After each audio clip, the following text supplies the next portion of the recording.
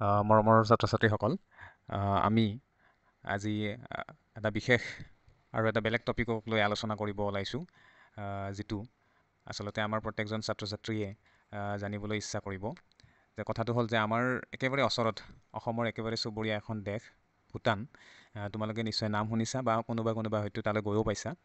গতিকে ভূটান এখন আমাৰ অতিকে চুবুৰীয়া ৰাষ্ট্ৰ আৰু ভূটানখন পৃথিৱীৰ ভিতৰত এখন অতিকে আচৰিত ধৰণৰ দেশ।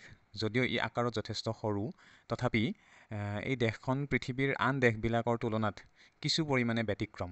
ইয়াৰ কিছুমান ব্যতিক্ৰমী চৰিত্ৰ বা ধৰ্ম আছে।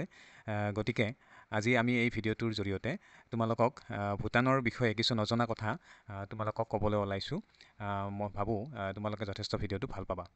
যে প্ৰথম কথা হ'ল যে ভূটান যে আমাৰ একেবাৰে ওচৰৰ চুবুৰীয়া ৰাষ্ট্ৰ, আৰু ভূটানখনক দ্য ছাষ্টেইনেবল হিমালয়ান পেৰাডাইজ বুলি কোৱা হয় আচলতে। যে হিমালয়ৰ পাদদেশত অৰ্থাৎ হিমালয়ৰ নামনিত অৱস্থিত এখন পাহাৰীয়া দেশ, পাহাৰেৰে ভৰপূৰ এখন দেশ, আৰু যিখন দেশ ছাষ্টেইনেবল অৰ্থাৎ বহনক্ষম দেশ বুলি কোৱা হয়। কাৰণ ইয়াত প্ৰদূষণৰ মাত্ৰা একেবাৰেই নাই।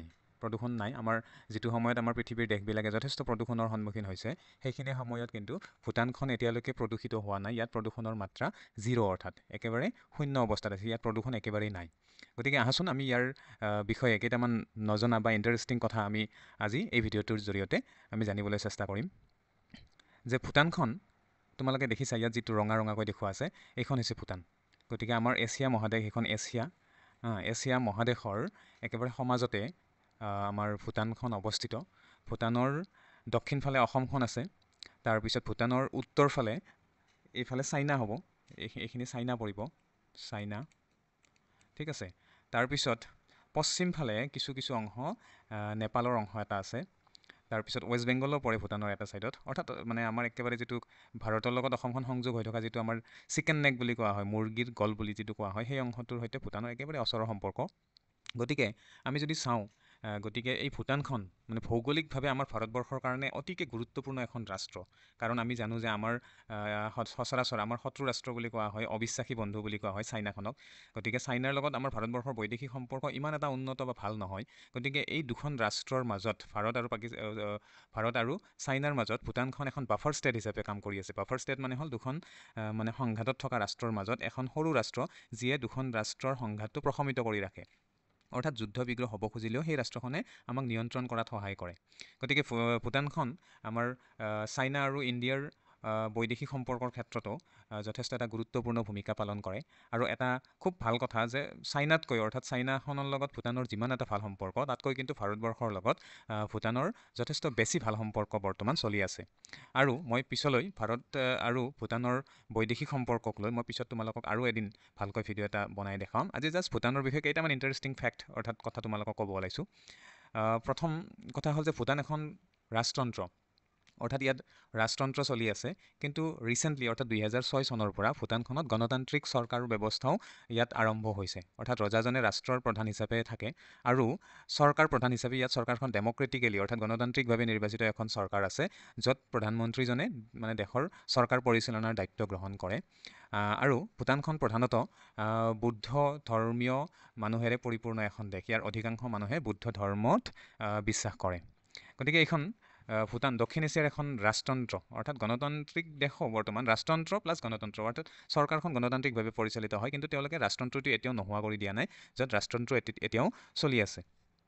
আৰু ভূটানখন আমাৰ যিটো চাৰ্ক আছে, চাৰ্কৰ সদস্য, আৰু ভূটানৰ ৰাজধানীখনৰ নাম হৈছে থিম্ফু। তোমালোকে নিশ্চয় নাম শুনিছা, থিম্ফু। অৱশ্যে ভূটানখন আমাৰ ভাৰতবৰ্ষই হওক বা পৃথিৱীৰ আন ৰাষ্ট্ৰখিনিৰ সৈতে হওক মানে বহু বছৰ আগলৈকে, অৰ্থাৎ তেওঁলোকে এই বাহিৰা ৰাষ্ট্ৰবিলাকৰ লগত কোনো ধৰণৰ সম্পৰ্কত নাছিল। তেওঁলোকে সম্পূৰ্ণৰূপে আইচলেটেড, অৰ্থাৎ অকলশৰীয়াকৈ চলি আহিছিল। কিন্তু এতিয়া লাহে লাহে যিটো আমাৰ গ্ল'বেলাইজেশ্যনৰ যুগ বুলি যিটো কোৱা হয়, বিশ্বায়নৰ যুগ, এই বিশ্বায়নৰ যুগত ভূটানখনো কিন্তু লাহে লাহে এতিয়া বাহিৰা ৰাষ্ট্ৰবিলাকৰ সৈতে কিছু সম্পৰ্ক স্থাপন কৰিবলৈ লৈছে। কিন্তু তাৰ আগতে, আজিৰ পৰা প্ৰায় 100 বছৰমান আগলৈকে কিন্তু ভূটানখন একেবাৰে কেৱল নিজক লৈ চলি আছিল। তেওঁলোকে বাহিৰা ৰাষ্ট্ৰবিলাকৰ সৈতে তেনে কোনো ধৰণৰ সম্পৰ্ক ৰক্ষা কৰা নাছিল, আৰু মানুহে সেইকাৰণে ভূটানৰ বিষয়ে ইমানটো জনাও নাছিল। ভূটান যিটো শব্দ, ভূটান শব্দটো সংস্কৃত শব্দ ভূ উত্থান, অৰ্থাৎ অসভূমি, অৰ্থাৎ ভূ উত্থানৰ পৰা আহিছে। অৰ্থাৎ অখৰা মখৰা বা পাহাৰেৰে পৰিপূৰ্ণ ঠাইখনক আমি ভূটান বুলি কওঁ। নেক্সট, ভূটানৰ এটা মানে ইণ্টাৰেষ্টিং অৰ্থাৎ খুব আমোদজনক কথা যে আমি যেনেকৈ আমাৰ মানুহবিলাকে বাৰ্থডে পাতিলে আমাৰ প্ৰত্যেকৰে নিজস্ব জন্মদিন থাকে আৰু আমি সেই নিজস্ব জন্মদিনটোত বাৰ্থডে পাতোঁ, কিন্তু ভূটানত ইয়াৰ ব্যতিক্ৰম যে ভূটানৰ মানুহবিলাক যিহেতু আগতে শিক্ষা দীক্ষাৰ পৰা যথেষ্ট পিছপৰা আছিল, তেওঁলোকে বেছি নাজানিছিল কথাবিলাক, সেইকাৰণে তেওঁলোকে নিজৰ জন্ম তাৰিখটো তেওঁলোকে নাজানিছিল। আৰু সেইকাৰণে ভূটানত এটা আমোদজনক এটা প্ৰথা চলি আছে যে ভূটানত যেতিয়া নতুন বছৰ আৰম্ভ হয়, নতুন বছৰ আৰম্ভ হোৱাৰ দিনাই তেওঁলোকে নিজৰ জন্মদিনটো উদযাপন কৰে। অৰ্থাৎ বছৰ এটা পাৰ হোৱাৰ লগে লগে তেওঁলোকে ধৰি লয় যে তেওঁলোকৰ এক বছৰ এটা পাৰ হৈ গ'ল আৰু নতুন বছৰ আৰম্ভ হ'ল। গতিকে গোটেই দেশখনত সকলোৱে একেদিনাই জন্মদিন পালন কৰে। তেওঁলোকে যেতিয়া নৱবৰ্ষ উদযাপন কৰে, সেই দিনটোতেই তেওঁলোকে নিজৰ নিজৰ জন্মদিনটোও পালন কৰে। গতিকে এইটো খুব এটা ইণ্টাৰেষ্টিং কথা, যিটো পৃথিৱীৰ আন দেশত কিন্তু এনেধৰণৰ নিয়ম আমি দেখিবলৈ নাপাওঁ। তাৰপিছত নেক্সট হ'ল যে ভূটানখনক আমি land of the thunder dragon বুলি কোৱা হয়। অৰ্থাৎ ভূটানৰ যদি পতাকাখন তোমালোকে চোৱা, তাত ড্ৰেগনৰ ফটো আছে। ভূটানৰ যিবিলাক লোকনৃত্য আছে, তাতো মানুহবিলাকে ড্ৰেগনৰ ৰূপ ধৰি তেওঁলোকে নৃত্য কৰা দেখা পোৱা যায়। আৰু তেওঁলোকৰ যিবিলাক ঘৰ বা আন আন মানে অট্টালিকা আছে, সেইবিলাকত ড্ৰেগনৰ ৰূপটো বা ড্ৰেগনৰ ছবিবিলাক আমি দেখিবলৈ পাওঁ। আৰু ইয়াক মানে কি বুলি কোৱা হয়, ড্ৰুক ইউল বুলি কোৱা হয় ভূটান দেশখনক, ড্ৰুক ইউল, যাৰ অৰ্থ হ'ল land of the thunder dragon. যে তোমালোকে জানা যে যিহেতু ভূটান দেশখন পাহাৰ পৰ্বতেৰে পৰিপূৰ্ণ, ইয়াত যথেষ্ট পৰিমাণে বৰষুণো হয় আৰু লগতে মেঘৰ গাজনিবিলাক তাত হয়। আৰু তাত লোকবিশ্বাস অনুসৰি আচলতে মেঘৰ যিবিলাক গাজনি, থাণ্ডাৰ ষ্টৰ্ম, অৰ্থাৎ যিবিলাক মেঘৰ চিকমিকনি দিয়ে, বিজুলী ঢেৰেকনি দিয়ে, সেইবিলাক তেওঁলোকে ড্ৰেগনে দিয়া বুলি বিশ্বাস কৰে। আৰু সেইকাৰণে তেওঁলোকে ড্ৰেগনক মানে পূজা কৰে ভূটানীসকলে। আৰু সেইকাৰণে ভূটানখনক ড্ৰেগনৰ দেশ বুলি কোৱা হয়। ড্ৰেগনক তেওঁলোকে নিজৰ জাতীয় প্ৰতীক হিচাপে বা শক্তি, সুৰক্ষা আৰু প্ৰকৃতিৰ প্ৰতীক বুলি তেওঁলোকে বিশ্বাস কৰে। ড্ৰেগনটোক তেওঁলোকে যথেষ্ট সন্মান কৰে বা তেওঁলোকৰ জাতীয় জীৱনত ড্ৰেগনৰ ভূমিকা যথেষ্ট বেছি বুলি তেওঁলোকে ভাবে। নেক্সট কথা হ'ল দ্বিতীয় এটা ইণ্টাৰেষ্টিং কথা যে যদিও ভূটানখন বহুত এখন চহকী দেশ নহয়, তথাপি শিক্ষা আৰু স্বাস্থ্যসেৱাৰ ক্ষেত্ৰত ভূটানৰ নাগৰিকসকলক চৰকাৰে বিনামূলীয়াভাৱে সকলো ধৰণৰ সুবিধা আগবঢ়ায়। অৱশ্যে ভূটানত শিশুৰ মৃত্যুৰ হাৰ এতিয়া আছে যদিও এতিয়া কিন্তু আগতকৈ এতিয়া যথেষ্টখিনি কমিছে। আৰু তেওঁলোকে এই যিটো ব্যৱস্থা, শিশুৰ মৃত্যুৰ হাৰ কমাবলৈ যথেষ্ট নতুন নতুন ব্যৱস্থা গ্ৰহণ কৰিছে। আৰু তেওঁলোকৰ বিদ্যালয়সমূহত আৰু চিকিৎসালয়সমূহত অবিৰতভাৱে বিনামূলীয়া শিক্ষা আৰু স্বাস্থ্যসেৱা তেওঁলোকে যোগান ধৰি আহিছে। আৰু এটা খুব ইণ্টাৰেষ্টিং কথা যে তেওঁলোকে এই গোটেইখিনি সুবিধা বিনামূলীয়াভাৱে বা চৰকাৰী খৰচত তেওঁলোকক আগবঢ়োৱা হয়। আৰু এটা ইণ্টাৰেষ্টিং কথা যে এই যিটো ছবিত তোমালোকে দেখিছা, এইটোৰ নাম হ'ল তানিগ। এইটো দেখাত পিছ অংশটো গৰু যেন লাগে আৰু সন্মুখৰ অংশটো ছাগলীৰ যেন লাগে। গতিকে এইটো এটা খুব বিচিত্ৰ প্ৰাণী, যিটো ভূটানৰ বাহিৰে পৃথিৱীৰ আন অঞ্চলত পাবলৈ নাই বা খুব দুষ্প্ৰাপ্য এই প্ৰাণীটো। গতিকে ভূটানৰ যিটো জাতীয় প্ৰাণীটো তানিগ বুলি কোৱা হয়। আৰু ই ভূটানত মানে পাহাৰত পোৱা গছ গছনিৰ ডাল পাত ঘাঁহ আদি খাই জীয়াই থাকে।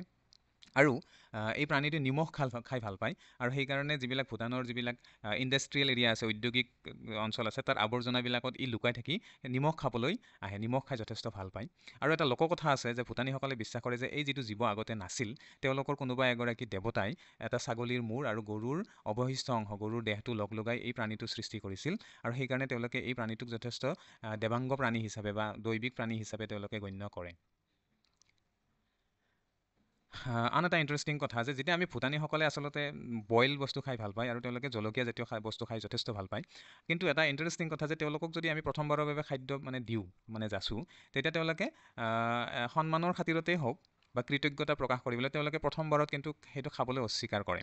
তেওঁলোকক আমি দিলে তেতিয়াহ'লে নাখাওঁ বুলি কোৱাৰ পিছতো আমি তেওঁলোকক আৰু পুনৰ এবাৰ দিব লাগিব, তেতিয়াহে তেওঁলোকে সেই বস্তুখিনি খাব। কিন্তু প্ৰথমবাৰ যচাৰ লগে লগে কিন্তু তেওঁলোকে বস্তুখিনি নাখাওঁ বুলি কয়। আৰু তেওঁলোকে ভুটীয়া ভাষাত তেওঁলোকে মুখ বন্ধ কৰি মেচু বুলি কয়, মেচু অৰ্থাৎ নাখায়। কিন্তু সেইটো এনে বেয়া পাই নোখোৱা নহয়, তেওঁলোকে কৃতজ্ঞতাসূচকভাৱে বা সন্মানৰ খাতিৰত নাখাওঁ বুলি কয়। কিন্তু তেওঁলোকক পুনৰবাৰ খাবলৈ আমি যেতিয়া জোৰ কৰিম, তেওঁলোকক খাবলৈ সুধিম, তেতিয়া তেওঁলোকে সেই খাদ্যখিনি গ্ৰহণ কৰে। গতিকে ভুটীয়া মানুহবিলাকৰ এইটো এটা আটাইতকৈ ইউনিক এটা বিচিত্ৰ গুণ, হয়তো যিটো পৃথিৱীৰ আন ঠাইত এনেকুৱা বিশেষ ধৰণৰ গুণ আমি দেখিবলৈ নাপাম। নেক্সট আৰু এটা ইণ্টাৰেষ্টিং কথা যে ভূটানখন যিহেতু আমি এখন কাৰ্বন ঋণাত্মক দেশ বুলি কওঁ, অৰ্থাৎ ইয়াত প্ৰদূষণ একেবাৰেই কম।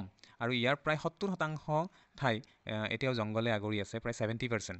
গতিকে ইয়াত আমি যিমান পৰিমাণৰ ভূটানে কাৰ্বন ডাই অক্সাইড উৎপন্ন হয় ভূটানৰ ইণ্ডাষ্ট্ৰিবিলাকত, তাতকৈ বেছি পৰিমাণে ই কাৰ্বন ডাই অক্সাইড গেছটো শোষণ কৰি ল'ব পাৰে, যিহেতু ইয়াত যথেষ্ট বেছি পৰিমাণে গছ গছনি আছে। সেইকাৰণে ভূটানখনক পৃথিৱীৰ একমাত্ৰ কাৰ্বন ঋণাত্মক দেশ বুলি কোৱা হয়। এতিয়া কথা হ'ল যে কাৰ্বন ঋণাত্মক আৰু কাৰ্বন নিউট্ৰেল দেশ বুলিও কোৱা হয়, যে যিবিলাক দেশে যিমান পৰিমাণৰ কাৰ্বন ডাই অক্সাইড গেছ উৎপন্ন কৰে, সিমান পৰিমাণৰ কাৰ্বন ডাই অক্সাইড গেছ যদি দেশখনৰ গছ গছনিয়ে শুহি ল'ব পাৰে, তাক কোৱা হয়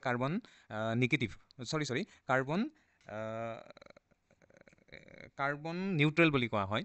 কিন্তু ভূটানখনে যিমান পৰিমাণৰ কাৰ্বন ডাই অক্সাইড উৎপন্ন কৰে তাতকৈ বেছি পৰিমাণে ই কাৰ্বন ডাই অক্সাইড শোষণ কৰিব পাৰে, আৰু সেইকাৰণে ভূটানখনক আমি কাৰ্বন নেগেটিভ, কাৰ্বন ঋণাত্মক দেশ বুলি কওঁ। আৰু এইখন পৃথিৱীৰ মানে এখন উল্লেখযোগ্য দেশ, যিখন নেকি দেশ মানে কাৰ্বন ঋণাত্মক দেশ পৃথিৱীত কিন্তু এতিয়ালৈ, আৰু খুব বেছি আৰু এখন বা দুখন ৰাষ্ট্ৰহে কাৰ্বন ঋণাত্মক দেশ পোৱা যাব, তাৰ ভিতৰত ভূটানখন মানে অন্যতম। নেক্সট ইণ্টাৰেষ্টিং কথা যে ভূটানত ট্ৰেফিক লাইট নাই, অৰ্থাৎ ভূটানৰ যিবিলাক ৰাস্তা, এই ৰাস্তাবিলাকত ট্ৰেফিক লাইটৰ ব্যৱস্থা নাই। ইয়াত তোমালোকে ছবিত দেখা ধৰণে ইয়াত মানে যিবিলাক পুলিচ থাকে, ট্ৰেফিক পুলিচ আছে, তেওঁলোকে ট্ৰেফিকবোৰ নিয়ন্ত্ৰণ কৰে। আচলতে ভূটানৰ মানুহবিলাক ইমান সহজ সৰল আৰু তেওঁলোকৰ জীৱন যাত্ৰাবিলাক ইমান সহজ সৰল যে তেওঁলোকে খুব নীতি নিয়মবিলাক মানে ট্ৰেফিকৰ, আমাৰ বেলেগ দেশবিলাকৰ নিচিনা উশৃংখল নহয়, আৰু সেইকাৰণে তেওঁলোকে ট্ৰেফিক লাইটৰ ব্যৱস্থাটো এতিয়ালৈ কৰা নাই। হয়তো মাজতে মানে আমি তথ্যত পোৱা, গুগলত পোৱা অনুসৰি তেওঁলোকে ট্ৰেফিক লাইটৰ ব্যৱস্থা কৰিছিল, কিন্তু ভূটানীসকলে সেই ট্ৰেফিক লাইটটোক বিশ্বাস নকৰে। তেওঁলোকে লাইট এটাক বিশ্বাস কৰি গাড়ীৰ ডাইৰেকশ্যন বা গাড়ীবিলাক তেওঁলোকে চলাব নিবিচাৰে। তেওঁলোকে কোনোবা এজন মানুহে বা পুলিচে তেওঁলোকক মানে পথ নিৰ্দেশ কৰিলেহে তেওঁলোকে গাড়ী চলাবলৈ বেছি ভাল পায়। আৰু মাজতে শুনিবলৈ পোৱা মতে তেওঁলোকে ট্ৰেফিক লাইট মানে লগাইছিলোঁ, কিন্তু ভুটীয়া মানুহবিলাকৰ তীব্ৰ বিৰোধিতাৰ বাবে তেওঁলোকে খুব সোনকালে সেইবিলাক আকৌ গুচাই তাত আকৌ মানে ট্ৰেফিক পুলিচৰ ব্যৱস্থা কৰিবলৈ বাধ্য হৈছে। গতিকে এইটো এটা খুব ইণ্টাৰেষ্টিং কথা। নেক্সট এটা ইণ্টাৰেষ্টিং কথা যে ভূটানৰ ৰাষ্ট্ৰীয় পোছাকৰ ব্যৱস্থা আছে। ভূটানৰ মানুহবিলাকে এক বিশেষ ধৰণৰ পোছাক পৰিধান কৰে, যিখিনি পুৰুষ মানুহবিলাকে পৰিধান কৰা মানে পোছাকটোক কোৱা হয় খাও, GHO, খাও, আৰু মহিলাসকলে পিন্ধাটো কিৰা বুলি কোৱা হয়, কিৰা বুলি কোৱা হয়। গতিকে এইটো তেওঁলোকৰ ৰাষ্ট্ৰীয় পোছাক, আৰু যিকোনো ধৰণৰ তেওঁলোকৰ চৰকাৰী ভৱনেই হওক, যিকোনো অনুষ্ঠানেই হওক বা বিদ্যালয়েই হওক, তেওঁলোকৰ ৰাজহুৱা যিবিলাক অনুষ্ঠান হয় তাত তেওঁলোকে এই যিটো ঘৌ আৰু কিৰা বুলি যিটো ড্ৰেছ, সেইটো বাধ্যতামূলকভাৱে পিন্ধিব লাগিব। আৰু সেইকাৰণে তেওঁলোকে বেলেগ দেশৰ সাজ পোছাক এতিয়ালৈকে গ্ৰহণ কৰা নাই। আমাৰ ভাৰতবৰ্ষত যেনেকৈ আমি পাশ্চাত্য ড্ৰেছবিলাক আমি পিন্ধিছোঁ, ঠিক তেনেকৈ ভূটানত কিন্তু তেওঁলোকে বাহিৰা কোনো দেশৰ দ্বাৰা প্ৰভাৱিত হৈ তেওঁলোকৰ নিজস্ব ড্ৰেছটো মানে সলনি কৰা নাই, তেওঁলোকে সদায় নিজস্ব ড্ৰেছটোহে পৰিধান কৰে। নেক্সট আৰু এটা ইণ্টাৰেষ্টিং কথা যে ভুটীয়াসকল, আমি জানো যে ভাৰতবৰ্ষখন 1947 অৰ্থাৎ 1947 চনত স্বাধীন হৈছিল। তাৰ আগতে আমাক ইংৰাজসকলে শাসন কৰিছিল। কিন্তু আমি যদি ভূটানৰ ইতিহাসটো চাওঁ তেতিয়াহ'লে আমি দেখা পাম যে ভূটানখন কিন্তু কেতিয়াও কাৰো অধীনত থকা নাই। ভাৰতবৰ্ষখন কাৰোবাৰ অধীনত আছিল, কিন্তু ভূটানখন কেতিয়াও কাৰো অধীনত থকা নাই। এই ভূটানখন সদায় সৰু ৰাষ্ট্ৰ হ'লেও ই সদায় স্বাধীনভাৱে আছে, আৰু ইয়াক কোনেও আজিলৈকে পৰাভূত কৰিব পৰা নাই। গতিকে ইণ্টাৰেষ্টিং কথা। ব্ৰিটিছসকলে ইয়াক পৰাভূত কৰিব বিচাৰিছিল যদিও ব্ৰিটিছসকলৰ লগত এটা খুব বুদ্ধিসম্পন্ন তেওঁলোকে চুক্তি কৰে, যাৰ ফলত ব্ৰিটিছসকলে ভূটানখনক নিজৰ অধীনলৈ নিব পৰা নাছিল। তাৰপিছত আন এটা ইণ্টাৰেষ্টিং কথা যে বিশ্বৰ যিটো অনাৰোহী শৃংগ, অৰ্থাৎ এতিয়ালৈকে মানুহ আহৰণ নকৰা শৃংগ কেৱল ভূটানতহে পোৱা যায়। ভূটানৰ গংখাৰ পোৱেনচুম নামৰ যিটো সৰ্বোচ্চ পৰ্বত আছে, সেই পৰ্বতখনত এতিয়ালৈকে কোনো মানুহ উঠিব পৰা নাই। ইণ্টাৰেষ্টিং কথা যে এভাৰেষ্ট শৃংগ মানুহে জয় কৰিছে, এভাৰেষ্টৰ শৃংগতো উঠিবলৈ সক্ষম হৈছে, কিন্তু পৃথিৱীৰ একমাত্ৰ ভূটান এখন দেশ য'ত থকা এখন পৰ্বতৰ শৃংগ কিন্তু এতিয়ালৈ কোনেও বগাব পৰা নাই। অৰ্থাৎ 1987 চনত মানে চনৰ পৰা মানে প্ৰথমতে এই শৃংগটো বগাবলৈ চেষ্টা কৰিছিল, কিন্তু তেওঁলোকে লোকবিশ্বাস যে ইয়াত ভগৱান বাস কৰে, বা ইয়াত মানে মানুহ উঠাটো আচলতে উচিত নহয়, যিহেতু তাত ভগৱান বাস কৰে, আৰু সেইকাৰণে তেওঁলোকে চৰকাৰীভাৱেই 1987 এই পৰ্বত আহৰণ কৰাটো তেওঁলোকে বন্ধ কৰি দিয়া হৈছিল চৰকাৰীভাৱে। আৰু এই পৰ্বতখন বগাবলৈ মানুহ গৈছিল যদিও কিন্তু সেই মানুহবিলাক আজিলৈকে ঘূৰি অহা নাই, আৰু লোকবিশ্বাস অনুসৰি তেওঁলোকে মানে সেই ভুলটো কৰাৰ বাবে শাস্তি হিচাপে তেওঁলোকে হয়তো মৃত্যুমুখত পৰিছে। গতিকে সেইকাৰণে এতিয়াও ভূটানত, পৃথিৱীৰ একমাত্ৰ এখন দেশ ভূটান, য'ত এতিয়াও মানুহে আহৰণ নকৰা শৃংগ পোৱা যায়। আৰু এটা ইণ্টাৰেষ্টিং কথা, 1999 চন, অৰ্থাৎ আমি ভাৰতবৰ্ষ বা আমাৰ ইয়াত যদি চাওঁ 1999 চন, আগতে 1999 চনৰ বহু আগৰ পৰাই আমাৰ পৃথিৱীৰ আন দেশবিলাকত টিভিৰ প্ৰচলন হৈ আছিল। কিন্তু ভূটান এখন এনেকুৱা দেশ যিখন দেশত 1999 চনলৈকে টিভি প্ৰচলন কৰিবলৈ দিয়া হোৱা নাছিল। অৰ্থাৎ 1999 পিছতহে ভূটানত টিভিৰ প্ৰচলন হ'বলৈ আৰম্ভ কৰিছিল, বা ভূটানৰ মানুহবিলাকে টিভি দেখিবলৈ সক্ষম হৈছিল। তাৰ আগত কিন্তু মানুহে টিভি জাতীয় কোনো ধৰণৰ বস্তু তেওঁলোকে দেখা পোৱা নাছিল। আৰু 1998 চনত ফ্ৰান্সত অনুষ্ঠিত বিশ্বকাপৰ যিখন ফাইনেল খেল, সেই ফাইনেল খেলখন ভূটানৰ টিভিত প্ৰথমবাৰৰ বাবে সম্প্ৰচাৰিত হৈছিল। নেক্সট এটা ইণ্টাৰেষ্টিং কথা যে ভূটানৰ যিটো বিমানবন্দৰ ভূটানৰ একমাত্ৰ বা এটাই বিমানবন্দৰ আছে যিটো পাৰছ নামৰ ভূটানৰ যিখন চহৰ আছে তাত পাৰছ বিমানবন্দৰটো আছে আৰু এইখন পাহাৰৰ একেবাৰে ওপৰত হোৱাৰ বাবে ই পৃথিৱীৰ ভিতৰতে আটাইতকৈ বিপদজনক বিমানবন্দৰ হিচাপে ইয়াক বিবেচনা কৰা হয় পৃথিৱীৰ যিমানবিলাক বিমানবন্দৰ আছে তাৰ ভিতৰত পাৰছ বিমানবন্দৰটো আটাইতকৈ বিপদজনক বা ডেঞ্জাৰ বুলি কোৱা হয় আৰু এই বিমানবন্দৰটোত অৱতৰণ কৰিবলৈ বা এৰ'প্লেন নমাবলৈ মাত্ৰ 8জন প্ৰশিক্ষণপ্ৰাপ্ত পাইলটক এতিয়ালৈ অনুজ্ঞাপত্ৰ দিয়া হৈছে অৰ্থাৎ তাত সকলোৱে প্লেন বা ফ্লাইট উৰাব নোৱাৰে তাত মাত্ৰ 8জন প্ৰশিক্ষিত পাইলটেহে তাত এৰ'প্লেনখিনি চলাব পাৰে যিটো ধৰণৰ ব্যৱস্থা পৃথিৱীৰ আন কোনো দেশতে আমি দেখিবলৈ নাপাওঁ আৰু এটা অতি ইণ্টাৰেষ্টিং মানে ফেক্ট নেক্সট আছে যে 1947 চনলৈকে ভূটানখন সম্পূৰ্ণৰূপে বিচ্ছিন্ন হৈছিল মই তোমালোকক আগতেও কৈছোঁ যে ভূটানখন মানে পৃথিৱীৰ আন দেশবিলাকৰ পৰা সম্পূৰ্ণৰূপে পৃথক হৈ আছিল গতিকে সেইকাৰণে তেওঁলোকে নিজস্ব যিটো কালচাৰ মানে ড্ৰেছেই হওক খাদ্যাভ্যাসেই হওক তেওঁলোকৰ যিটো সংস্কৃতি সেইটো তেওঁলোকে নিজস্বভাৱে বজাই ৰাখিবলৈ সক্ষম হৈছে আৰু 1990 চনত 90 চনৰ পিছত 1999 মানে যিটো তেওঁলোকৰ প্ৰথম টিভি আহিছিল ভূটানলৈ তাৰ পিছতহে আচলতে ভূটানৰ বিষয়ে মানুহবিলাকে জানিবলৈ আৰম্ভ হয় কিন্তু তাৰ আগত অৰ্থাৎ ভূটানীসকলৰ বিষয়ে পৃথিৱীয়ে খুব কম সংখ্যক মানুহেহে জানিছিল বা মানুহে প্ৰায় নাজানিছিল ভূটানীসকলৰ কথা গতিকে তেওঁলোকে নিজকে পৃথক কৰি ৰখাটো তেওঁলোকৰ এটা অতিকে ডাঙৰ বৈশিষ্ট্য বা আচৰিত কথা নেক্সট এটা ইম্পৰ্টেণ্ট কথা যে আমি পৃথিৱীৰ দেশবিলাকৰ ক্ষেত্ৰত আমি সদায় GDP-টোৰ ওপৰত মানে গুৰুত্ব দিওঁ GDP মানে গ্ৰছ ডমেষ্টিক প্ৰডাক্ট অৰ্থাৎ যিখন দেশৰ GDP বেছি তেওঁলোকক আমি উন্নত বা বেছি ধনী ৰাষ্ট্ৰ বুলি গণ্য কৰোঁ কিন্তু ভূটানে তাৰ ওলোটাটো কৰিছে নিজস্বভাৱে তেওঁলোকে কিন্তু GNPৰ ওপৰত গুৰুত্ব দিয়ে অৰ্থাৎ গ্ৰছ নেশ্যনেল হেপিনেছ যে তেওঁলোকে ধন সম্পত্তি বা টকা পইচাতকৈ তেওঁলোকে মানুহবিলাক কিমান বেছি পৰিমাণে সুখী সেইটোৰ ওপৰতহে তেওঁলোকে তেওঁলোকৰ উন্নয়নটো জুখিবলৈ চেষ্টা কৰে ভূটানে GDPৰ অৰ্থনৈতিক বৃদ্ধি আৰু উন্নয়নৰ সূচক হিচাপে বিশ্বাস নকৰে তেওঁলোকে কিন্তু গ্ৰছ নেশ্যনেল হেপিনেছ নামেৰে জনাজাত আন এক জোখমাখৰ পৰিৱৰ্তন কৰা হৈছে তেওঁলোকৰ অৰ্থাৎ ভূটানত